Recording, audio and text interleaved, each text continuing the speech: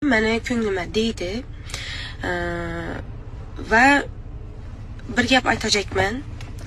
To'g'ri bizada to'y bo'lmagan, hech narsa bo'lmagan sababli uni oilasi meni istamagan va xolanki mendan ham yoshi katta va san'at ahlida bo'lgan bir hurmatli, e'zozli insonni oilasini gelin bo'layotir. Va bundan men xursandman, baxt tilayman. Haqiqatdan chin qalbimdan hech bir e'tirozlarsiz, chunki bizani hayotimiz, ya'ni ilishkimiz, bizani bir oilamiz, ya'ni ko'p keyin biz oramizda hattoki farzandimiz ham bo'lmaydi. Bu farzand faqat meniki. Shuni aytajakman, bugun meni so'llab va shu vaziyatdan unumli foydalanib PR uchun o'zini har o'qa, har cho'qa urib meni g'ururim bilan, meni or nomusim bilan o'ynashib turgan hurmatli, hurmatsiz blogerlara bir kichkina gapim.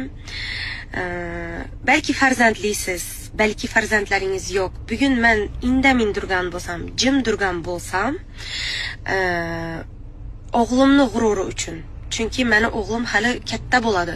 Shu vaqtimda so'raydi, "Opa, ona, menda shunday holatlar nechun bo'lgan?" degan vaqtimda men unga chiroyli javob berishim uchun jimman. O'g'lim shunday vaqt bo'ldi, shunday bo'ldi. Shunday vaziyatlarni yashadim deb aytib bilishlik uchun men hozir o'zimni yaxshi qo'la olib olganman.